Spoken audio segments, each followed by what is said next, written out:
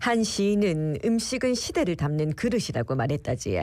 부산의 인문학자 14분이 부산 음식에 담긴 이야기와 역사를 한 권의 책으로 엮었습니다.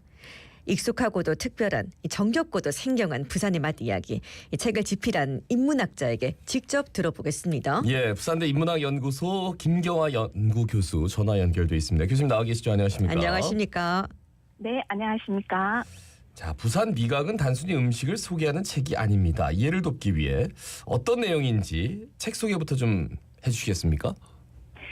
네. 부산 미각은 부산대 중어중문학과와 학연이 있는 14명의 선생님들이 공동으로 집필을 했고요. 네네. 기본적으로는 부산의 음식을 얘기하고 있지만 단순히 음식을 소개하는 데 초점을 둔 것이 아니라 좀 인문학적으로 접근을 해서 하나의 음식의 과거부터 현재까지의 역사적 변천 과정과 서사를 담았고요. 네네. 또 동아시아 음식과의 서로 비교를 통해서 부산 음식이 가진 특징을 소개하고 있습니다. 네, 말씀하신 대로 인문학자 14분께서 공동 집필한 책인데 왜 인문학 또 중문학 교수님들이 모여서 이렇게 부산 음식을 연구하신 걸까 하는 그런 궁금증이 들거든요. 그 이유가 뭔가 예?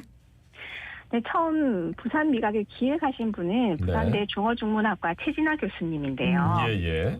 몇 년 전에 중국 음식을 문화사적인 해설을 곁들여서 중화미각이란 책을 기획을 해서 공조로 펴내신 적이 있으십니다. 예. 네네. 이분이 원래 서울 분이신데 음식에 굉장히 관심이 많으세요. 그래서 부산대에 자리를 잡으시면서 부산 음식에 관심을 가지게 되셨고 또 여러 선생님들과 모여서 음식에 관한 궁금증을 이야기하고 또 알아보는 과정이 이렇게 쌓이다 보니 부산 미각의 기획으로 연결이 됐습니다. 그런데 아시다시피 그 부산 음식 관련 책들이 다양하게 나와 있잖아요. 그렇죠. 굉장히 그래서 많죠. 그렇죠. 저희는 부산의 음식을 미식으로만 접근하지 말고 인문학적으로 풀어보자고 협의가 된 거죠. 네. 네, 근데 이제 왜 중문학을 전공한 사람들이 뜬금없이 음식책을 썼냐 예. 이렇게 그렇죠. 하시더라고요.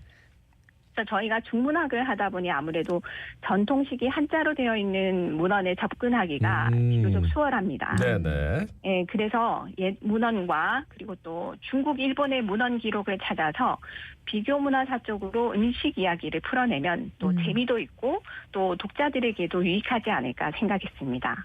예, 그리고 또 요즘 먹방이라는 것이 인기를 끌면서 K푸드가 대세로 떠올랐잖아요. 예예. 네, 하지만 범중화권에는 아직 부산의 음식이 그다지 잘 알려지지 않았습니다. 그래서 부산 음식에 담긴 역사와 문화를 소개를 하되 또 중국과 일본의 음식도 함께 다루어서 범중화권 독자들이 흥미를 가질 수 있도록 써보자고 그렇게 기획을 했고 또 향후 이 책을 번역을 해서 해외에 출판하는 것도 염두에 두고 있습니다. 예, 일단은 뭐 중문과 교수님들이니까 한자에 대해서는 뭐 해박하실 테고, 그러니까 네. 전통적인 것도 있고 중화권에서 뭐 굉장히 많이 관광객들이 오시는데 보시면 굉장히 좀 흐뭇하게 좀 이해를 쉽게 이렇게 좀 네. 흥미를 가질 수 있을 것 같아요.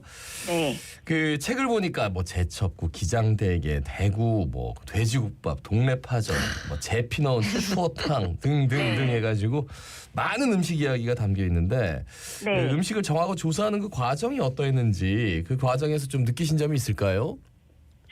네, 먼저 저희들이 부산을 대표하는 음식을 조사를 했고 예. 그걸 뭐 탕류, 해물류, 고기류, 면류, 뭐 간식류 뭐 이렇게 총 7가지 품목으로 나누었고 네네. 또 거기에 맞는 음식 19가지를 선정을 했습니다. 예. 네, 그리고 집필진 선생님들이 각자 좋아하시는 음식을 선택을 해서 이제 조사를 시작했고 네. 그 음식에 대한 문헌 조사부터 시작을 해서 잘 알려진 식당들을 직접 여러 군데 찾아가서 먹어보고 또 차이를 비교를 해보고 사진 촬영도 직접 하셨어요.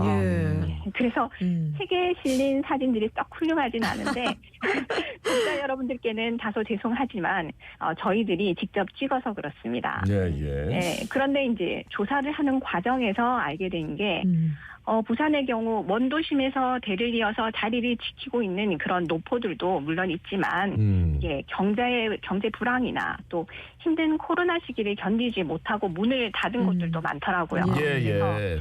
정말 안타까웠습니다. 그리고 이 부산의 노포들이 제자리를 지킬 수 있도록 널리 알려야겠다는 그런 사명감도 생기더라고요. 네네. 예. 마침 또 지금이 휴가철이고 하니 부산으로 여행 오신 분들이 이 부산 미각에서 소개하는 가게와 음식을 지금 스탬프 찍듯이 이렇게 하나하나 맛보시면 재미가 2배가 되실 것 같습니다. 네네. 사실 우리가 부산 음식 너무 사랑하고 그렇지만 또 이 부산 네. 음식에 대해 잘 아냐 이렇게 물어보면 확실하게 예스라고 대답할 수 있는 사람이 몇이나 될까 싶거든요. 근데 네. 이 책을 통해서 좀 그런 부분들을 하나하나 알아갈 수 있을 것 같아서 참 유익할 것 같고 그렇다면은 이 부산 음식의 정체성이라고 하면은 좀 뭐라고 할 수 있을까요?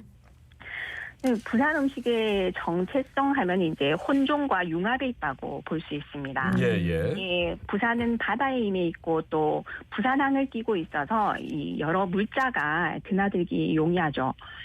일제 강점기 때는 일본의 물자와 문화가 부산항으로 들어왔고 또 한국 전쟁 이후에는 미국의 물자와 함께 서구의 문화가 이렇게 유입이 됐습니다. 네. 그래서 예를 들면 부산의 밀면은 한국 전쟁으로 인해서 피난을 내려온 이북의 음식 문화가 이 부산항을 통해 들어온 미군의 원조 물자인 밀가루와 만나서 탄생을 한 음식이죠.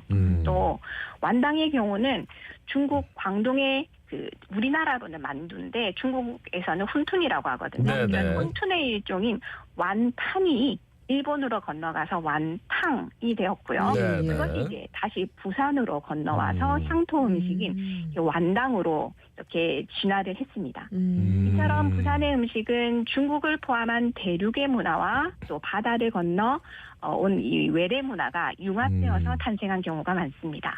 그러니까 완당도 이런 유래가 있고 부산 미각에서는 뭐 타 지역에는 없는 부산만의 음식 문화 이런 것들을 짚어주셨는데 당장 뭐 간짜장에 계란 후라이 올라가는 거 요거를 짚어주셨더라고요. 근데 계란 프라이를 올려 먹는 부산식 간짜장에 한국, 중국, 일본의 문화가 모두 들어있다. 이게 무슨 얘기입니까? 네, 원래 짜장면이 중국 베이징의 전통 면 요리입니다. 그래서 옛날부터 먹어왔기 때문에 중국 사람들은 여기에 습관적으로 라오 늙을 로자를 붙여가지고 라오 베이징 짜장면 이렇게 불러요. 예. 이 면 요리는 우리 짜장면과는 달리 약간 뻑뻑한 소스고요. 네. 고소하지만 짜요. 짭짤한 맛이 강합니다. 현재 우리가 먹는 짜장면은 1900년 이후에 산둥 지역의 화교들이 한국에 정착해서 우리 입맛에 맞게 변주한 거죠. 그리고 간짜장은 바로 이 짜장의 고급화된 형태입니다. 예. 그런데 부산의 간짜장은 여기서 이제 한 번 더 외래 문화와 융합이 되는데 바로 일본 문화입니다. 일본은 메이지 유신 이후에 서양 요리법을 도입을 해서 화양 절충의 이제 요리 문화를 만들었는데 네네. 이 형태 중 하나가 바로 이제 면이나 함박 스테이크 위에 이렇게 계란 프라이를 얹는 것이었거든요. 오사카 등지 이제 간사이 지방에서 즐겨 먹는 레시피였고 네네. 그것이 지리적으로 가까운 부산의 음식 문화랑 섞여서 부산식 간짜장으로 이어졌다고 볼 수 있죠. 그래서 중국의 전통 면 요리가 한국인의 입맛에 맞게 변주되었고 다시 일본의 음식 문화와 섞이면서 가장 부산다운 간짜장이 탄생을 한 것이죠. 그래서 단순하게 간짜장에 이렇게 계란 후라이를 얹은 것뿐 아니냐 이렇게 말씀하실 수 있는데 거슬러 올라가면 한중일의 음식 문화가 모두 여기에 섞여 있다고 볼 수 있습니다. 부산만 프라이를 올려주는 이유가 또 일본에서 프라이 올려주는 그 문화가 유래했다. 예, 상당히 재밌습니다. 우리 어릴 때 뭐 짜장면 시켜 먹을 때 간짜장 시키면 좀 부자라면서 이런 얘기도 하곤 했는데 간짜장에 이런 문화가 숨어져 있었다니 재밌습니다. 그리고 말씀 좀 쭉 듣다 보니까 음식은 시대를 담는 그릇이란 말이 더욱더 와닿는 것 같은데 이 부산 미각에서 입 큰 생선 대구를 K푸드의 조상이자 외교관으로 표현을 하셨더라고요. 이 생선 대구 어떤 문화랑 역사가 담겨 있습니까?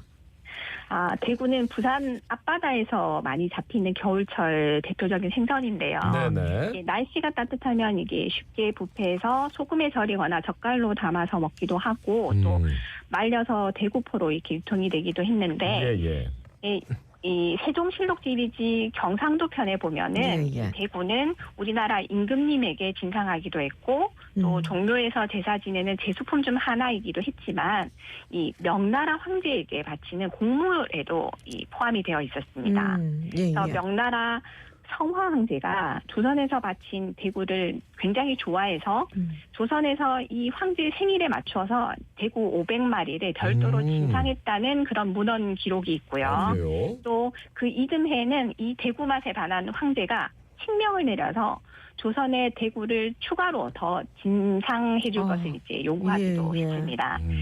이게 중국의 황제뿐만이 아니고 중국인들도 대구를 좋아했다는 기록이 있습니다. 그 19세기 문인 조제삼의 기록을 보면은 중국인들에게 대구 한 마리를 던져주면 이게 방에 들어가서 이제 문을 잠그고 몰래 먹는다는 그런 서술이 있어요. 예, 예.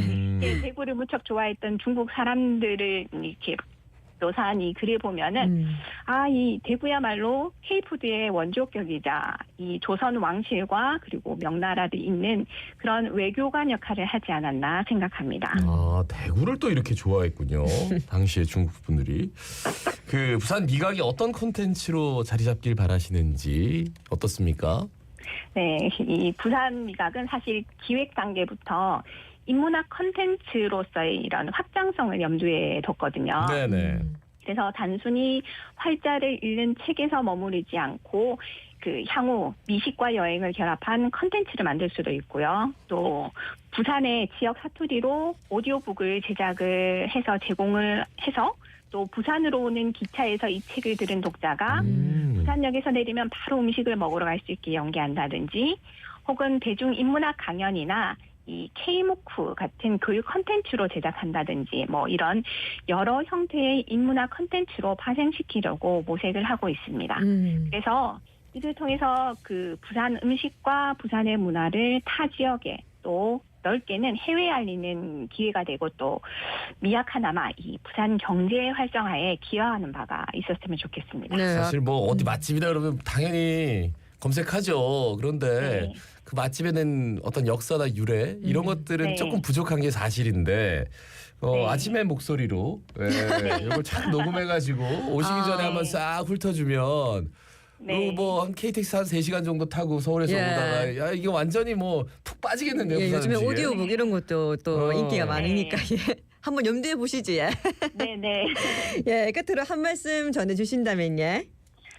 네. 저희는 이 부산 미각이 이 지역의 음식과 문화를 알리는 굉장히 좋은 선례가 됐으면 하고 바라고 있습니다. 네네. 요즘 K푸드가 대세로 떠오르면서 해외에서는 뭐 김치, 불고기, 김밥, 뭐 떡볶이 같은 한국 음식들이 상당히 많이 알려졌지만 이 지역의 특색 있는 음식들은 상대적으로 많이 알려지지 않았거든요. 네네. 그래서 저희는 부산 미각을 계기로 해서 이후에 제주도의 음식과 문화를 알리는 제주 미각이나 뭐 또 전라도의 음식과 문화를 알리는 이렇게 남도 미각이 나온다든지 뭐 이런 식으로 우리나라 지역의 음식과 문화의 이런 다양한 색깔을 알려주는 컨텐츠들이 많이 생겼으면 좋겠습니다. 예, 많이 생기길 바라겠습니다. 말씀 잘 들었습니다. 네. 고맙습니다. 고맙습니다. 네, 감사합니다. 예, 지금까지 부산대 인문학연구소 김경아 연구교수였습니다.